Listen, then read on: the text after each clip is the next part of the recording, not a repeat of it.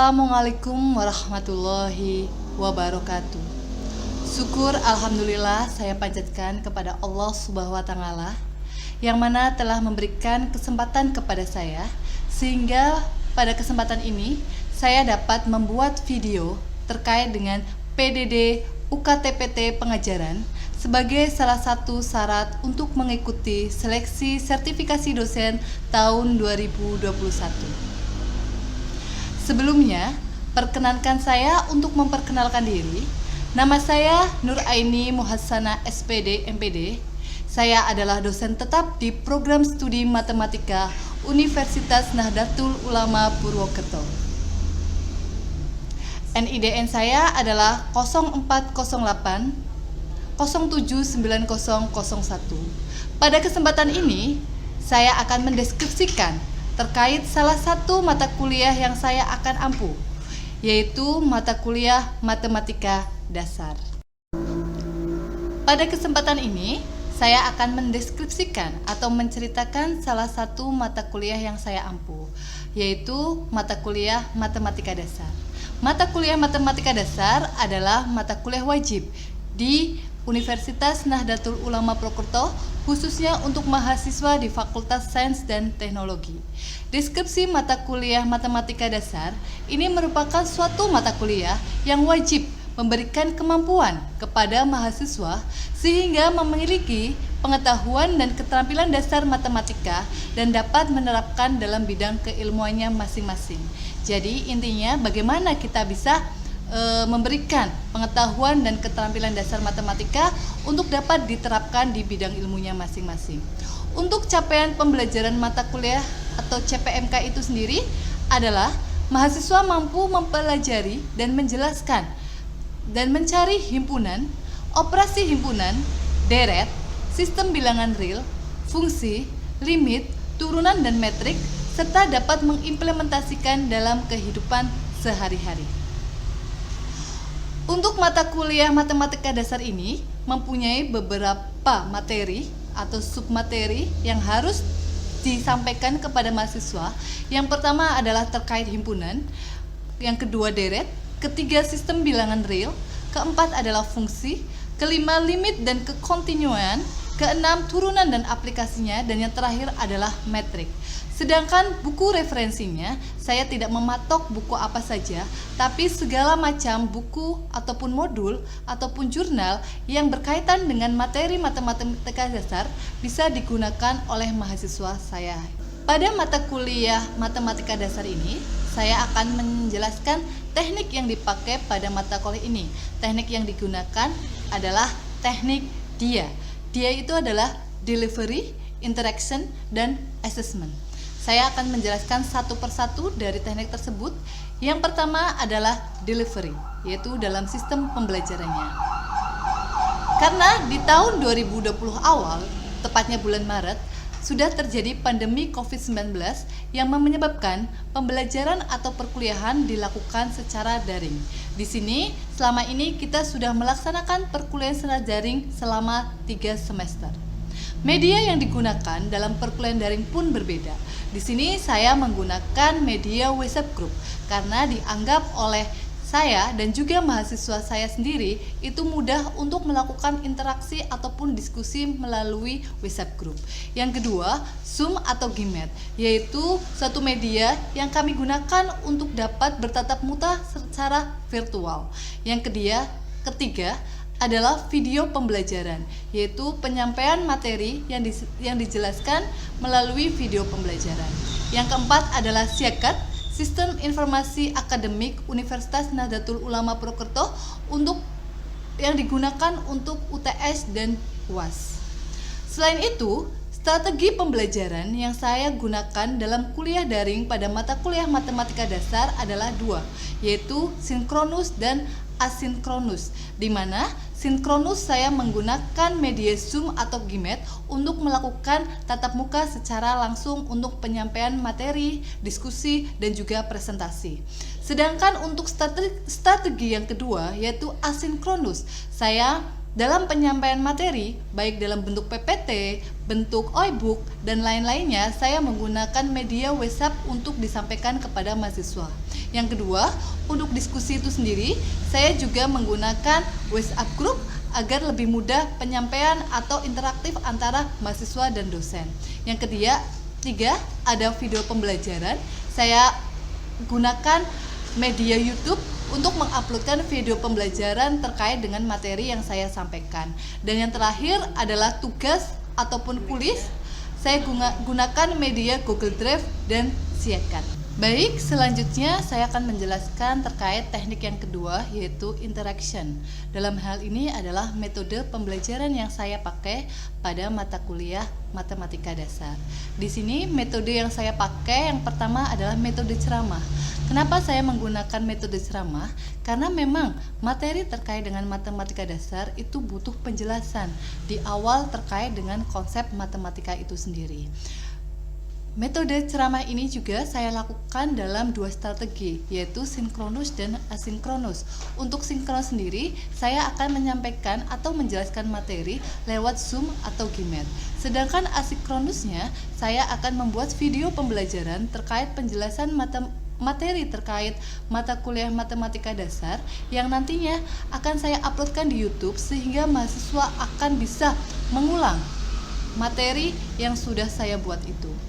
Selanjutnya, metode yang kedua adalah metode diskusi dan presentasi. Di sini, diskusi yang saya lakukan juga saya lakukan dengan strategi sinkronus dan asinkronus. Untuk sinkronus sendiri, biasanya saya lakukan pada saat saya melakukan perkuliahan menggunakan Zoom atau Gimet, di mana saya akan memberikan suatu problem solving ataupun soal untuk didiskusikan oleh mahasiswa pada saat kuliah dengan Zoom atau Gimet. Sedangkan asinkronus sendiri itu saya lakukan dengan melalui media WA Group, di mana akan terjadi suatu tanya jawab ataupun presentasi terkait hasil dari mereka mengerjakan soal yang saya berikan, seperti itu. Untuk presentasi sendiri biasanya saya juga gunakan pada mata kuliah saya, baik presentasi menggunakan Zoom atau Gimet maupun menggunakan WhatsApp menggunakan voice note. Sedangkan yang terakhir, metode yang saya gunakan itu adalah problem based learning. Sebenarnya metode diskusi dan presentasi itu sudah termasuk dalam metode problem based learning, di mana mahasiswa diberikan suatu permasalahan atau suatu problem untuk didiskusikan dan dicari suatu solusi yang nantinya akan dicarikan solusinya dan dipresentasikan di depan teman-temannya mahasiswa yang lain, seperti itu. Selanjutnya, saya akan menjelaskan teknik yang ketiga, yaitu assessment atau penilaian terhadap mata kuliah matematika dasar. Penilaian yang saya lakukan pada mata kuliah ini sudah saya sampaikan di awal perkuliahan di pertemuan pertama dalam bentuk kontrak kuliah, sehingga mahasiswa mengetahui komponen-komponen apa saja yang menentukan penilaian pada mata kuliah ini, sehingga mahasiswa bisa membuat suatu strategi untuk dapat mendapatkan nilai terbaik pada mata kuliah ini. Teknik penilaian mata kuliah mata dasar ini terdiri dari dua nilai. Yang pertama itu adalah nilai evaluasi belajar yang terdiri dari 4 komponen. Pertama, UTS. Kedua, UAS. Ketiga, kuis. Dan yang terakhir adalah tugas. Sedangkan komponen nilai yang kedua itu adalah nilai proses, di mana nilai proses itu terdiri dari 2 penilaian. Yang pertama adalah kehadiran dan yang kedua adalah tanggapan atau keaktifan mahasiswa selama perkuliahan daring. Untuk komponen dan presentasi untuk kedua komponen penilaian tersebut dapat dilihat di tabel berikut ini.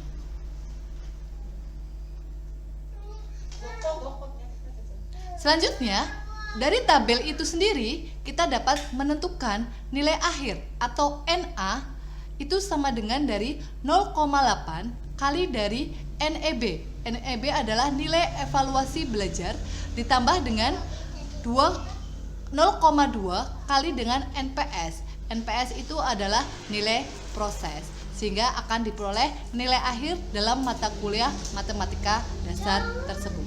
Baik, Selanjutnya, saya akan menjelaskan tabel atau rubrik penilaian keaktifan yang saya gunakan pada penilaian proses.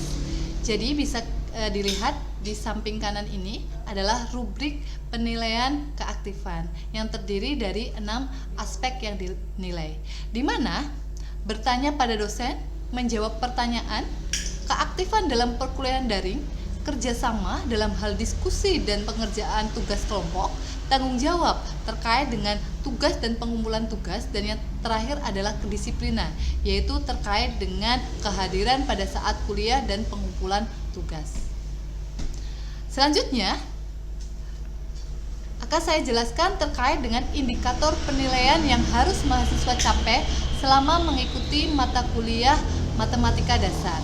Terdapat 8 indikator yang harus mahasiswa capai yang ada pada tabel berikut ini. Yang pertama, menjelaskan konsep dan operasi himpunan. Kedua, menjelaskan dan menerapkan konsep deret dan menghitung deret aritmatika dan geometri. Yang ketiga, menjelaskan konsep sistem bilangan real dan menghitung perdiksamaan bilangan real. Keempat, menjelaskan dan menerapkan konsep fungsi. Kelima, menjelaskan dan menentukan SPLDV. Keenam, menjelaskan dan menentukan limit fungsi. Ketujuh, menjelaskan dan menerapkan konsep turunan. Dan yang terakhir, menjelaskan dan menerapkan konsep matrik. Itu adalah indikator penilaian yang harus dicapai pada mata kuliah matematika dasar. Baiklah, akan saya sajikan contoh pembelajaran atau perkuliahan daring melalui Zoom meeting pada mata kuliah matematika dasar yang mempunyai bobot 2 SKS. Untuk submateri yang akan saya sampaikan adalah materi SPLDV atau sistem persamaan linear 2 variabel. Berikut saya sajikan cuplikan perkuliahan daring pada mata kuliah. Assalamualaikum warahmatullahi wabarakatuh. Waalaikumsalam warahmatullahi wabarakatuh. Baik, selamat pagi mahasiswa semuanya. Gimana kabarnya hari ini? Alhamdulillah sehat, baik. Alhamdulillah baik. Di sini ada yang belum masuk nih di ruang Zoom? Apa sudah semua? Ada yang absen atau gimana? Sudah semua. Sudah semua. Jadi sebelum kita mulai kuliah, kita berdoa dulu sesuai dengan kepercayaan masing-masing. Saya persilahkan untuk kalian berdoa mulai.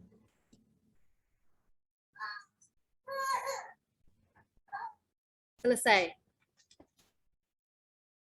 Baik, hari ini di pertemuan ke-6 kita akan masuk ke materi yang baru ya, materi baru. Kemarin kita sudah belajar terkait dengan sistem persamaan. Kemarin sudah membahas terkait persamaan linear ya, satu variabel, dan juga membahas terkait dengan bagaimana cara menggambar fungsi.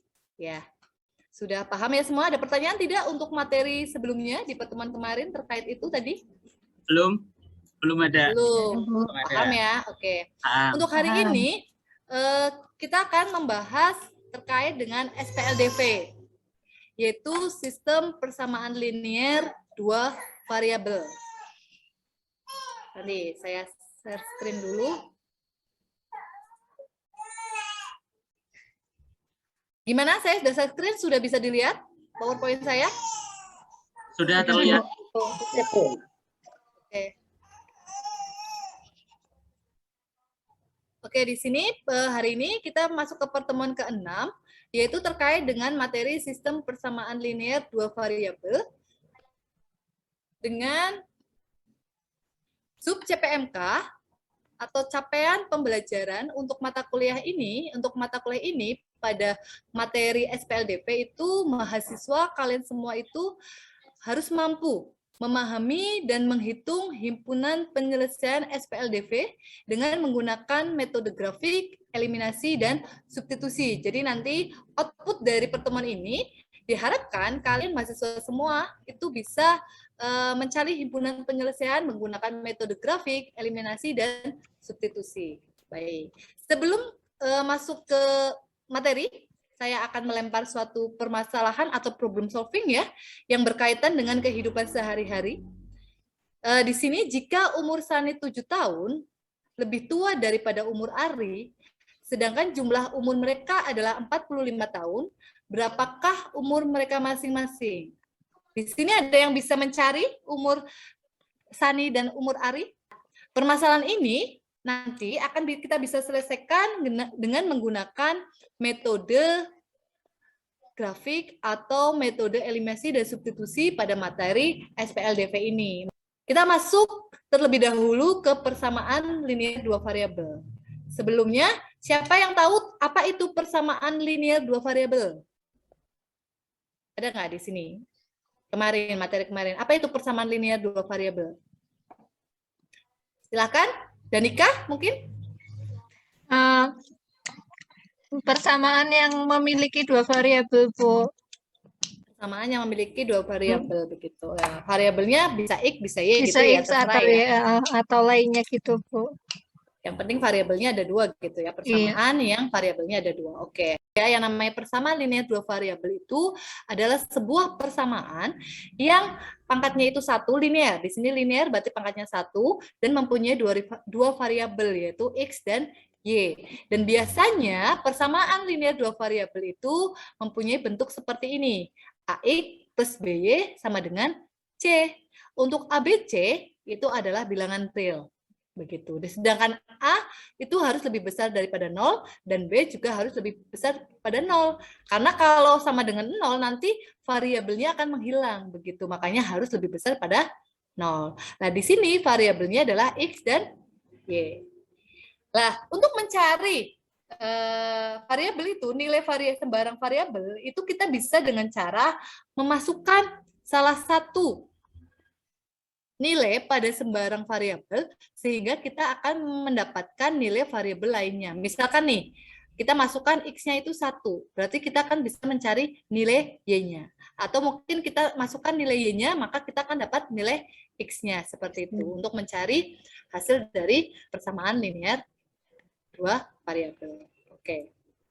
Baru kita masuk ke sistem. Kalau tadi persamaan linear dua variabel, sekarang kita masuk sistem. Apa bedanya antara persamaan linear dua variabel dengan sistem persamaan linear dua variabel atau biasa disebut dengan SPLDV?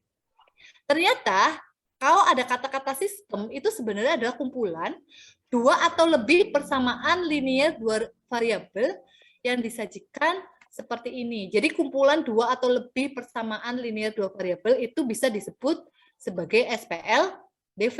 Jadi kalau ada persamaan linear dua variabel lebih dari satu, yaitu 2, 3, atau 4, itu bisa dikatakan sebagai SPLDV.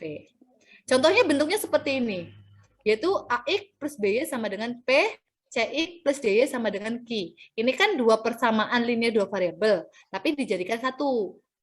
Nah, ini yang disebut dengan sistem persamaan linear dua variabel. Paham ya sampai sini ya? Insya Allah. Paham, Bu. Insya Allah paham. Nah, setelah kita tahu apa itu sistem persamaan linear dua variabel, itu pastinya kan kita selalu berkaitan bagaimana kita mencari himpunan penyelesaiannya, mencari nilai X, Y-nya, variabelnya. Iya nggak? Bagaimana nih kalau kita punya SPLDV, terus untuk mencari nilai variabelnya, X, Y-nya? Caranya itu dengan 3 metode. Jadi ada 3 metode yang bisa kalian gunakan untuk mencari himpunan penyelesaian dari SPLDV tersebut, yaitu grafik, eliminasi, dan substitusi. Nah, yang pertama itu adalah metode grafik. Kemarin kita sudah belajar bagaimana cara menggambar grafik fungsi ya. Ya, di sini ada mungkin yang mau menjelaskan apa? Biasanya Triyono. Kalau menggambar grafik biasanya nanti kita tentukan nilai X, Y-nya dulu. Misal untuk X-nya kita ganti 0, maka nanti ketemu nilai Y. Terus nanti gantian, kalau tadi sudah X, maka ganti Y. Y-nya kita ganti 0, maka ketemu nilai X. Nanti didapat 2 titik, nanti digambarkan ke dalam bidang kartesius. Ya, betul sekali Triyono ya. Seperti itu ya cara menggambar grafik fungsi. Jadi kita misalkan X-nya 0, nanti dapat Y, terus Y-nya 0, terus dapat X, terus dapat 2 titik, akhirnya nanti kita 2 titik itu kita gambarkan menjadi sebuah garis atau disebut dengan grafik fungsi tersebut. Begitu, betul sekali. Nah, ini pun sama. Untuk mencari himpunan penyelesaian SPLDV, ini kan di sini contoh ada SPLDV dua persamaan. dua fungsi misalkan, yaitu Y sama dengan 2X min 1, Y sama dengan min X plus 5. Ini kita disuruh untuk mencari himpunan penyelesaiannya, untuk mencari nilai X sama Y-nya. Itu caranya sama seperti yang tadi disampaikan oleh Triyono. Gambar masing-masing fungsi dalam satu koordinat kartesius. Sehingga nantinya kalian akan mendapatkan sebuah titik potong seperti ini. Himpunan penyelesaian dari SPLDV ini itu adalah X-nya 2, Y-nya 3. Oke, saya lanjutkan ya. Tadi kita sudah membahas terkait dengan metode grafik, selanjutnya metode eliminasi. Apa itu metode eliminasi? Kalau dari kata eliminasi, itu adalah mengeliminasi. Jadi salah satu variabelnya dieliminasi atau dihilangkan dengan cara mengurangkan atau menambahkan kedua persamaan yang ada. Jadi metode eliminasi itu intinya kita menghilangkan salah satu variabel, misalkan variabel X untuk mendapatkan Y atau sebaliknya. Sebelum dikurangkan atau ditambahkan, jadi kita menghilangkan dengan cara mengurangi atau menambahkan variabel tersebut. Tapi sebelumnya kita harus menyampaikan koefisiensi dari masing-masing variabel tersebut. Misalkan nih, persamaan satu variabel X, kita mau menghilangkan X. Yang persamaan satu X-nya X. Yang kedua 2X. Berarti persamaan satu itu harus dikalikan 2 dulu agar sama-sama 2X. Sehingga nanti bisa hilang. Itu maksudnya. Masuk ke contoh ya. Di sini ada contoh langsung saja. Karena matematika itu konsep harus ada contoh biar lebih jelas. Di sini ada dua fungsi atau disebut dengan SPLDV, yaitu 6X plus 4Y sama dengan 12, X plus Y sama dengan 2. Jadi ada dua persamaan linear dua variabel. Disuruh mencari himpunan penyelesaiannya atau disuruh mencari nilai X dan Y-nya dengan metode eliminasi. Yaitu yang pertama, kita akan mengeliminasi variabel Y. Di sini kita akan mengeliminasi variabel Y. Karena di yang persamaan 1 4Y, maka yang persamaan kedua harus kita jadikan 4Y. Caranya gimana? Dikalikan dengan 4. Sehingga diperoleh yang atas dikalikan 1 yaitu 6X plus 4Y sama dengan 12. Yang persamaan kedua dikalikan 4 menjadi 4X plus 4Y sama dengan 8. Terus kita kurangi sehingga variabel Y hilang, tinggal 6X dikurangi 4X sama dengan 2X. Terus 12 dikurangi 8 sama dengan 4. Maka diperoleh X-nya adalah 2. Begitu. Itu untuk mendapatkan nilai X-nya. Selanjutnya, dengan cara eliminasi juga, kita akan mencari nilai Y-nya. Berarti variabel yang dihilangkan adalah variabel X, karena akan mendapatkan nilai Y. Karena ini 6X, ini X, berarti persamaan yang kedua, kita kalikan dengan 6. Sehingga diperoleh seperti ini, kita kurangkan, berarti 4Y dikurangi 6Y, berarti min 2Y. Terus 12 dikurangi 12, 0, sehingga diperoleh Y itu sama dengan 0. X tadi di awal X-nya adalah 2, Y-nya 0, maka dapat kita simpulkan bahwa himpunan penyelesaian dari persamaan SPLDV yang tadi itu adalah 2,0. Paham sampai sini untuk metode eliminasi? Bisa saya lanjutkan ya untuk metode berikutnya, yaitu substitusi. Metode yang terakhir. Kalau substitusi yang kalian tahu itu gimana kalau substitusi? Nanti ya. Jadi metode substitusi ya mengganti. Metode substitusi itu merupakan salah satu metode aljabar yang menyelesaikan sistem persamaan linear dua variabel dengan cara mengganti atau mengsubstitusikan. Dalam metode ini, salah satu variabelnya dipisahkan dari salah satu persamaan yang ada, kemudian disubstitusikan ke dalam persamaan yang lain. Jadi kalau misalkan di SPLDV itu ada dua persamaan, jadi satu persamaan itu kalian misalkan menjadi X sama dengan atau Y sama dengan bentuknya. Sehingga nanti kalau bentuk X sama dengan atau Y sama dengan bisa kalian gunakan untuk mengganti di persamaan kedua. Jadi menggantikan variabel X itu sendiri dengan persamaan yang pertama. Itu maksud dari menggantikan. Nah, tadi kan di awal, di permasalahan awal itu kan diketahui umur Sani itu 7 tahun lebih tua daripada umur Ari. Terus jumlah umur mereka itu 40 tahun. Berapakah umur mereka masing-masing? Nah, soal cerita ini, kalian saya bagi menjadi dua kelompok ya. Nah, kelompok pertama itu mencari umur Sani dan umur Ari dengan metode substitusi, sedangkan kelompok dua menggunakan metode eliminasi. Paham? Oke, baiklah. Mahasiswa semua sudah selesai diskusinya ya untuk problem solving atau soal yang tadi sudah saya sampaikan. Untuk yang pertama mungkin presentasi ya. Untuk kelompok yang pertama, siapa yang akan mewakilkan dari kelompok pertama untuk mempresentasikan hasil terkait dengan metode substitusinya? Siapa? Saya, Bu. Oh, Novita Sari. Oke, silakan Mbak. Novita Sari akan mempresentasikan. Oke, silakan Mbak. Sudah terlihat? Sudah terlihat teman-temannya? Sudah, Bu. Sudah, Bu. Oke, siap. Silakan. Baik, saya akan menjelaskan cara pengerjaannya yang menggunakan metode substitusi.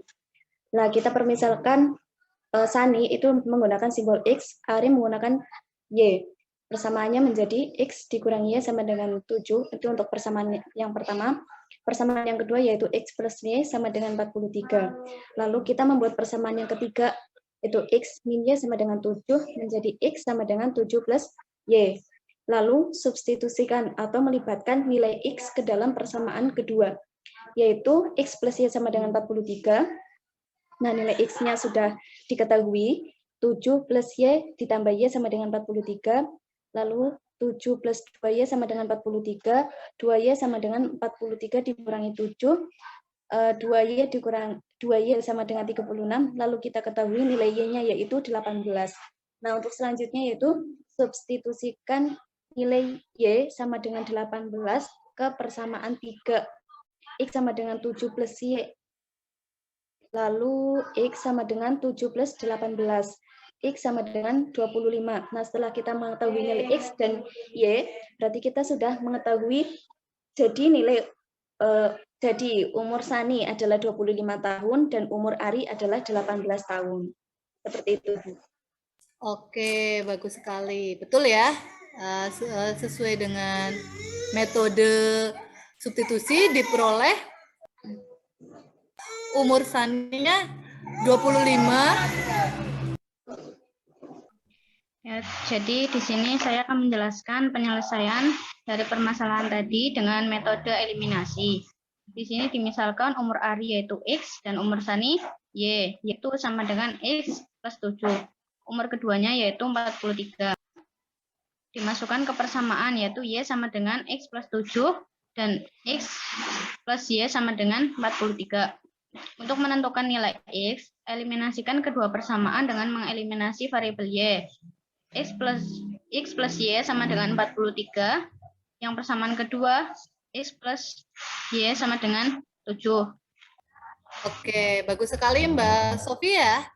Ternyata dengan menggunakan metode yang berbeda, di awal kelompok 1 tadi menggunakan metode substitusi, dan yang kedua tadi Mbak Sofi menggunakan metode eliminasi. Ternyata hasilnya sama, yaitu 25 tahun dan 18 tahun. Jadi intinya di SPLDV ini untuk mencari himpunan penyelesaian dari SPLDV itu sendiri, itu bisa menggunakan metode grafik ataupun substitusi ataupun eliminasi. Pasti hasilnya akan sama. Jadi nanti kalian bisa menggunakan ketiga metode tersebut, mana nih yang paling kalian kuasai atau paling kalian sukai, begitu.